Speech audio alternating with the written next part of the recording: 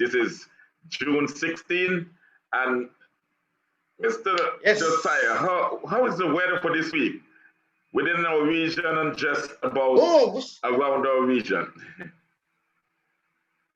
Well, so far so good. We began this week with our typical Caribbean day.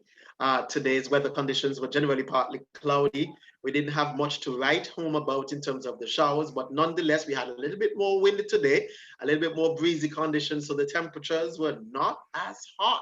And yeah, so in terms of whether or not it was blistery in the context of heating, it was not as warm as some of the days that we had last week, where we saw temperatures getting as high as 34 in some areas. But today, with a little bit more wind, it was a little bit more cooler. Temperatures maxed out at 32. We didn't receive much in the way of rainfall, just some spots of moisture here and there, one or two spots of light sprinkles, and that's all it gave us. Nothing much to write home about at this time. Okay, so looking up north of us, close to the Americas, the USA, is there anything that we may just want to touch lightly before we go into our presentation this afternoon? Okay, well, we continue to monitor the wider Atlantic Ocean, not to say that it's going to be of any significant impact to us, but there's an area of disturbed weather that just showed up on the radar on the satellite photograph today. Those of you who might be looking at it on the National Hurricane Center site, there's that broad expanse of clouds just off the coast of Florida. And the National Hurricane Center suggests that it can develop or become what we call tropical in the next 24 hours, and before moving onshore to the North Carolina area. That little X marked the spot right there, just off the coast of Florida, and the Carolinas there, going up to Georgia. That's the particular area. It's forecast to move on the North American continent tomorrow.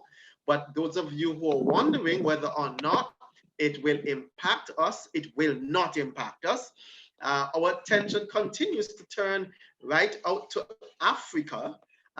Between us and Africa, we continue to see a number of tropical waves that are dotted on the coastline. Those clouds that you see out to Africa there is one particular tropical wave that is rather active for this time of the year.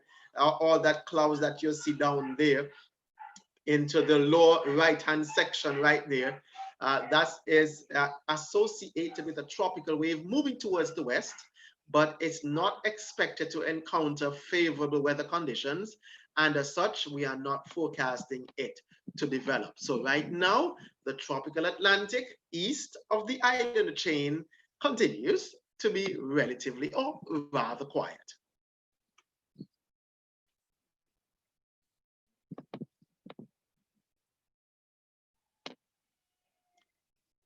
Yes, your mic there, brother. Yeah, your mic. With our local weather update, what's happening in our neck of the woods?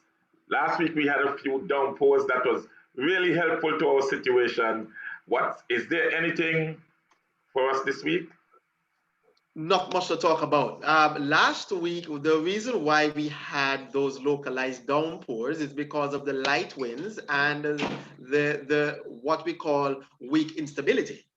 This week, we are not having too much of the lighter wind episodes. The high pressure system will drive a little bit more of the winds across us. And when there is wind, when there is wind flow across the island chain, the low level mixing is of such where the clouds are not going to be allowed to grow deep. And as such, those clouds will be pushed away instead of standing still. So the context of our weather conditions for this week will be slightly different to that of last week. So those episodes that we had last week associated with the lighter wind flow, those are not necessarily the conditions that we will see this week. We can still get one or two light passing showers, if those tropical waves reach as high or far north as Antigua and Barbuda. But again, they're going to be pushed so fast towards the west that any associated shower activity will also move on towards the west. So I'm not looking for the 2 inches downpour that we had last week. We might have 1 or 2 light sprinkles, but that's all we're going to get.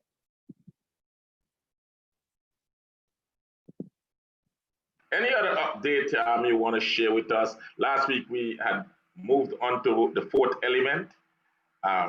Yes, yeah. Well,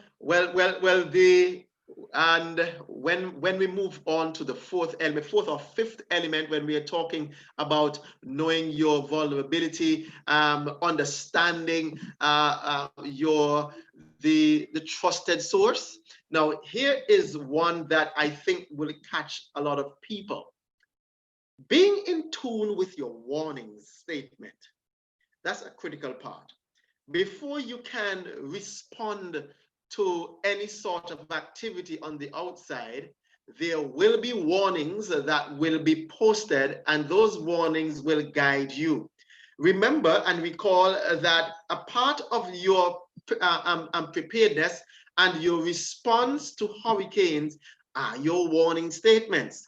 Those warning statements are put out by the Met Office, and as such, they will bear key information with respect to the actions that are required to be taken by us here in Antigua. So individuals who are in the flood-prone area, you would want to make sure that not only are you prepared, but you listen to trusted weather, those trusted weather source with the message that is being spoken about. Those messages are what we call the warning messages. And those warning messages are key messages that will guide your actions. So therefore, you should not, again, be listening to rumors, but you want to ensure that you arm yourself with the right warning message and the action statements that will guide your actions in your response to the storms. Here we go for today. Thank you for bringing the update to us, and we really appreciate it. I must say that last week, our weather was way up in the ranks of the most viewed videos on the channel. So at least somebody's listening. So we'll keep you connected from day to day. Tune in at 5 p.m. every afternoon to get your weather update. Thank you very much again, Mr. Josiah, and have a pleasant evening. Great stuff. And same to you too. Great stuff. Okay, great, man. Bye-bye. Okay.